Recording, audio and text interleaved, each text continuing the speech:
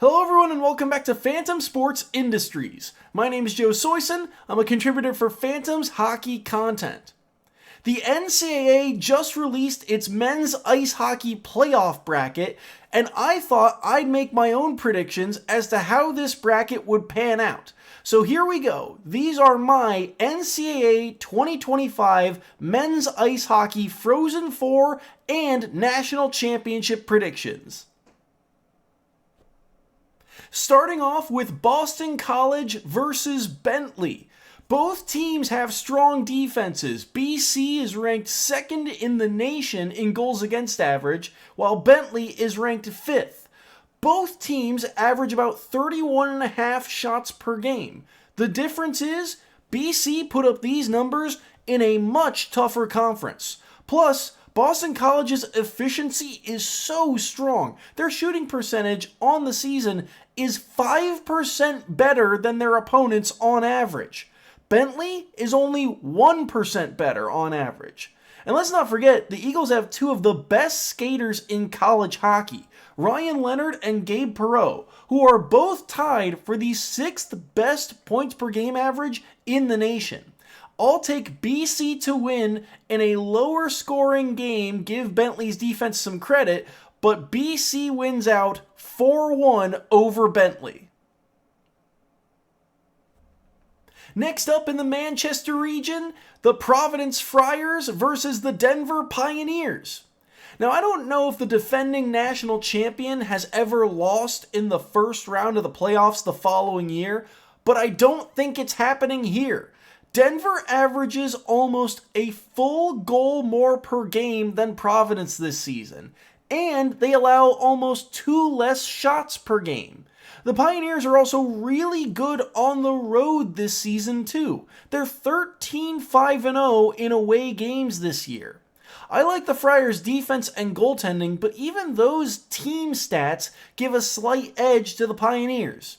So despite the long travel and probably a home crowd for Providence, I like Denver to win this matchup. I'll say the final score is 4-2.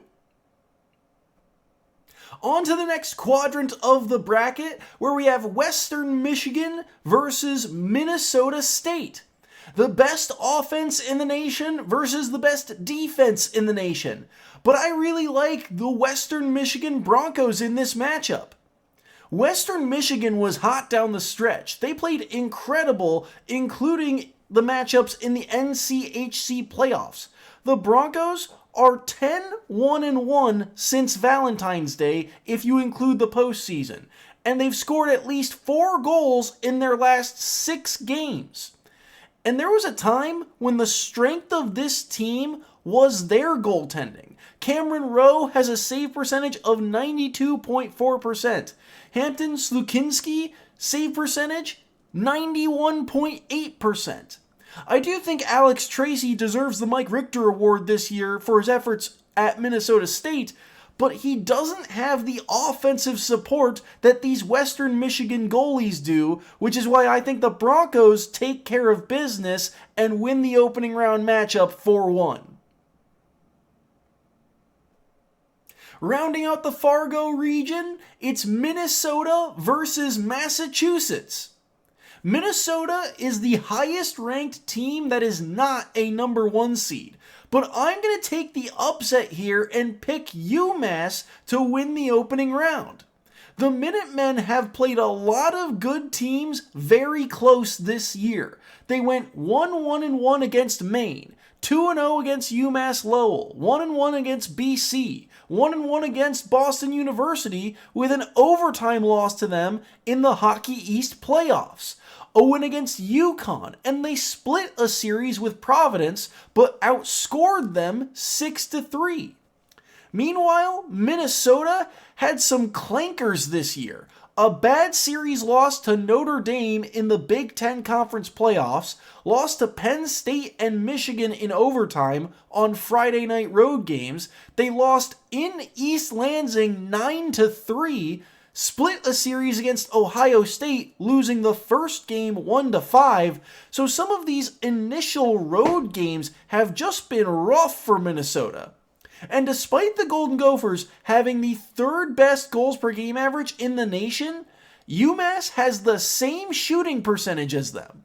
And if there's one player that could shut down a top-tier offense, look no further than goaltender Michael Rabal. He's played in 9 more games than he did last year, but his save percentage has jumped up a whole 1.4%, and his goals against average has improved by 0.26. I think this game is going to be wildly entertaining, but I'm going to take the Minutemen in the upset in a very close matchup. UMass wins 3-2 over Minnesota. On to the next region, where we have Maine versus Penn State. And I like the Black Bears to take down the Nittany Lions in this matchup. The main reason why? Defense. Maine is ranked 3rd in the nation in goals against average. Penn State tied for 43rd in that category. The Black Bears also average 25.5 shots against per game. Meanwhile, Penn State averages nearly 31.5 shots against. I also just love this Maine roster. 8 of their top 12 point scorers are upperclassmen, so there's just a lot of experience among their starters. And Albin Boya is one of the best goaltenders in the nation right now. He ranks 5th in goals against average and 8th in save percentage. Now that being said, this is not an easy game for Maine. First off, this game is being played in Allentown, Pennsylvania, so it's going to feel like a Penn State home game. Second, both teams had it tough down the stretch, but there's no denying Penn State had it tougher. And yet, the Nittany Lions went 10-2 in their last 12 regular season games, with wins against Ohio State, Michigan, Wisconsin, Notre Dame, on the road against Michigan State, and split a series against Minnesota. Then they went on the road again in the postseason and still took down the Wolverines. Aiden Fink is also one of the best players in the nation right now.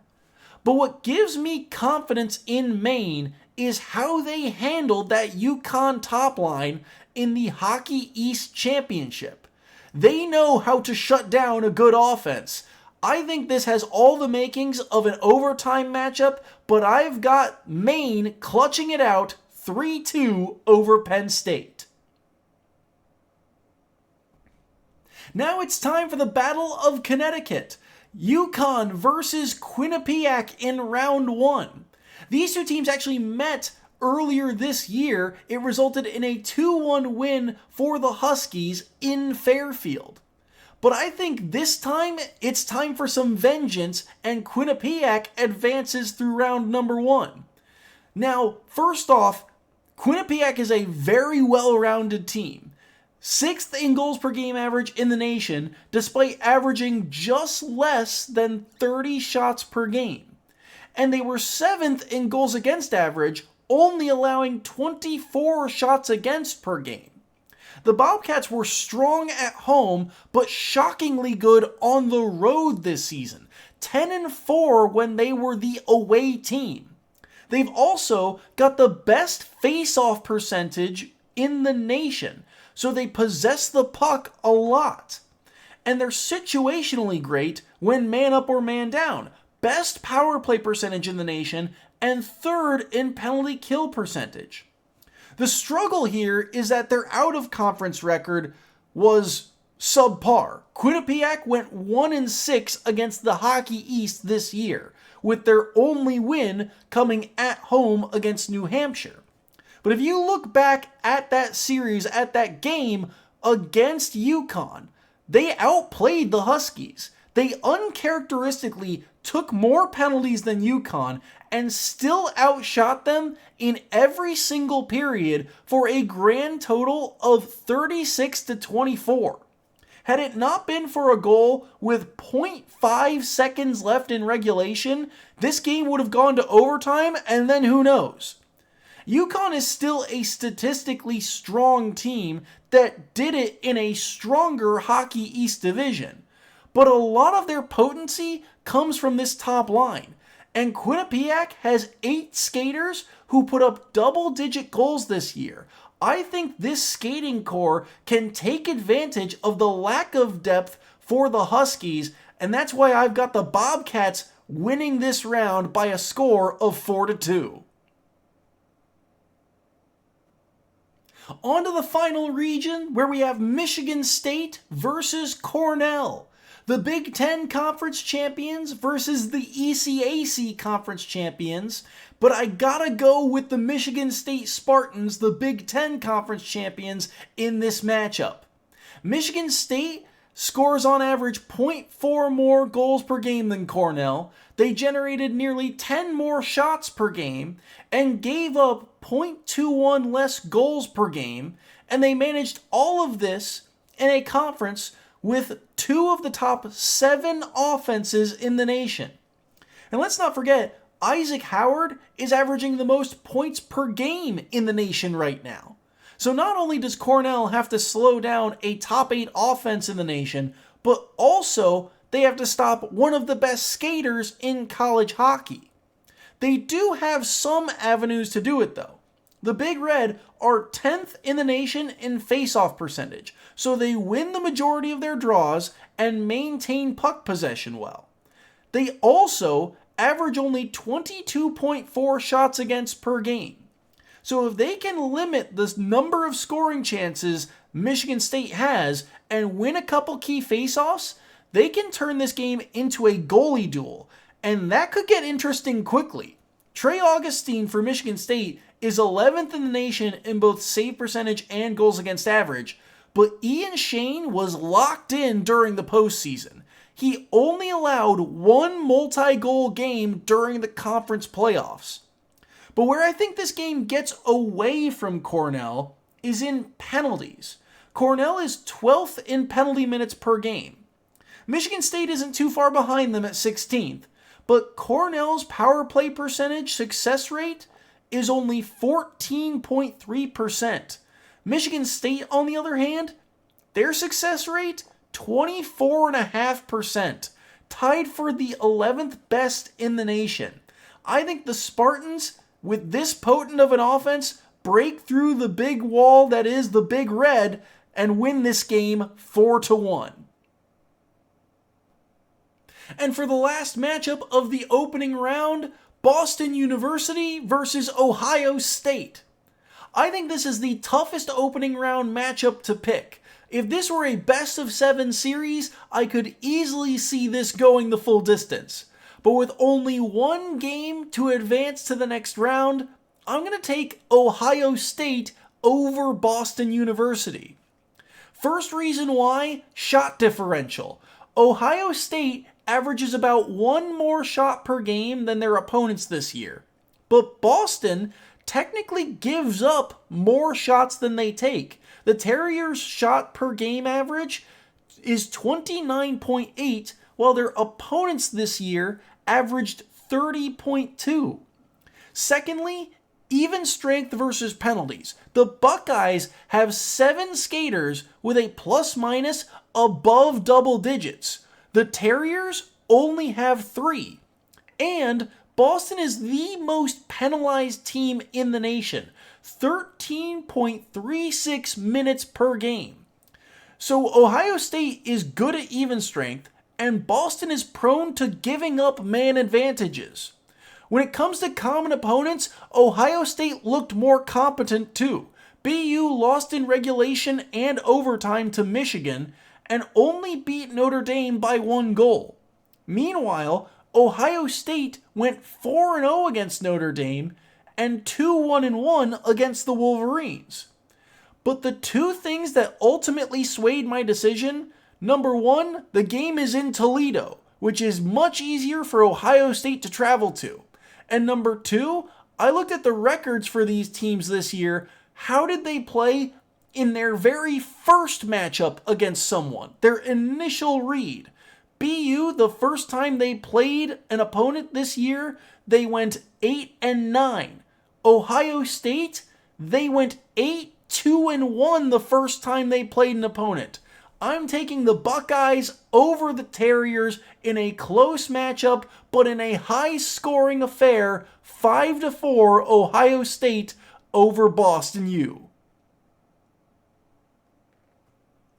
We're snaking our way back through the bracket for round number 2, which means Ohio State is back up on the docket, this time against Michigan State. A rematch of the Big Ten Conference Championship for a chance at the Frozen Four. But I still like Michigan State in this matchup. The Spartans are 4-1 against Ohio State this year. They've also outshot Ohio State in all 5 of their matchups. Secondly, Michigan State is one of the better road teams this year, 10-3-2 in away games. And third, it has taken a colossal effort for Ohio State to keep some of these games close. In their win against Michigan State, Logan Turness had to make 35 saves, and Ohio State still blocked 22 more shots than Michigan State that game. Even looking back at the conference championship, Michigan State looked far more cool, calm, and collected when they scored their goals.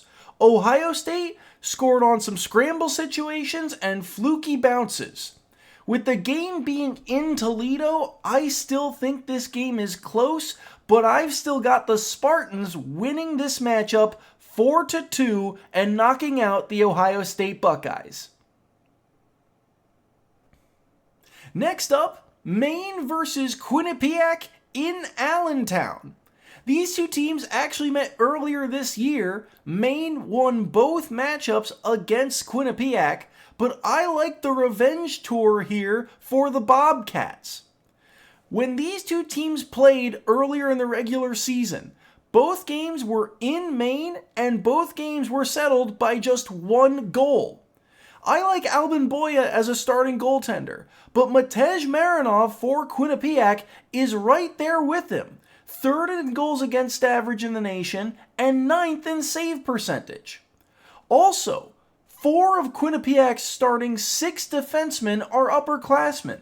That makes for a good matchup against the veterans on Maine's forward lines. But the last deal breaker for me is special teams. Maine averages almost 10 minutes of penalties per game. That ranks 22nd highest in the nation. And Quinnipiac, who's been much cleaner this year when it comes to penalties, is the best team in the nation on the power play.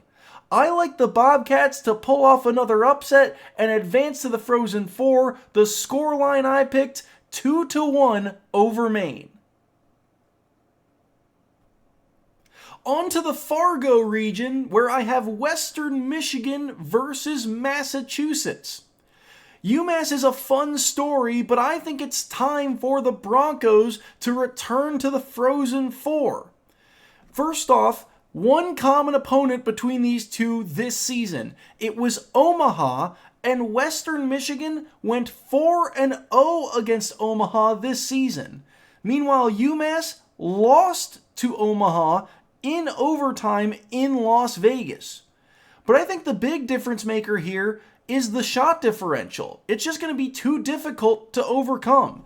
Not only does Western Michigan average 5.5 more shots per game than UMass, but UMass also allows on average half a shot more against than what they take.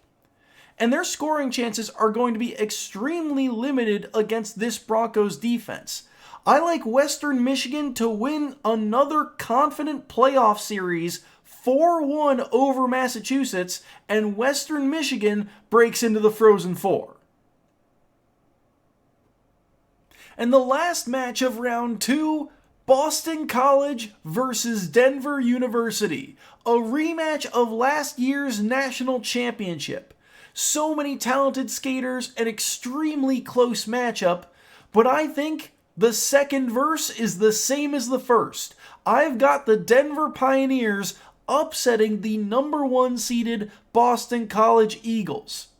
Denver's biggest strength this year is what BC used to have: top-tier scoring and scoring depth.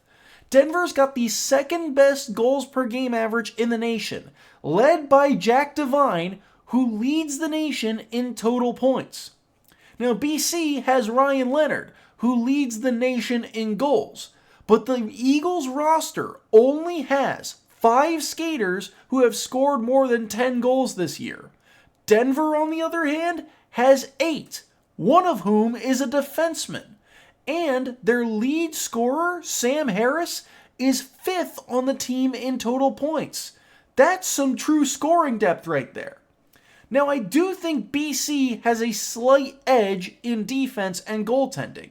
Boston College is second in the nation in goals against average, and Cam Fowler is a Mike Richter Award candidate. But I'd bet if you asked any NHL scout who the best defenseman on the ice is that game, they'd tell you it's Zeev Buium. And on an off year for Matt Davis, he's still got a 92 save percentage and a goals against average of 2.12. Those are NHL caliber numbers. Again, I think this game is extremely close, wildly exciting. And BC is out for revenge, a little bit of an emotional edge. But I like the Pioneers to pull off the upset, win 4-3, and advance to the Frozen Four over Boston College. Now we're on to the Frozen Four. Our first semifinal, Denver versus Western Michigan, a rematch of the NCHC Conference Championship earlier this year. It'll also be the 4th time these two teams have met this season. Each of their previous 3 games had been settled by just 1 goal. But I think the story of this game will be different. I've got Denver earning vengeance and taking down Western Michigan to advance to the national championship. You have to remember, in that conference championship game, Denver entered the 3rd period with a 3-goal lead.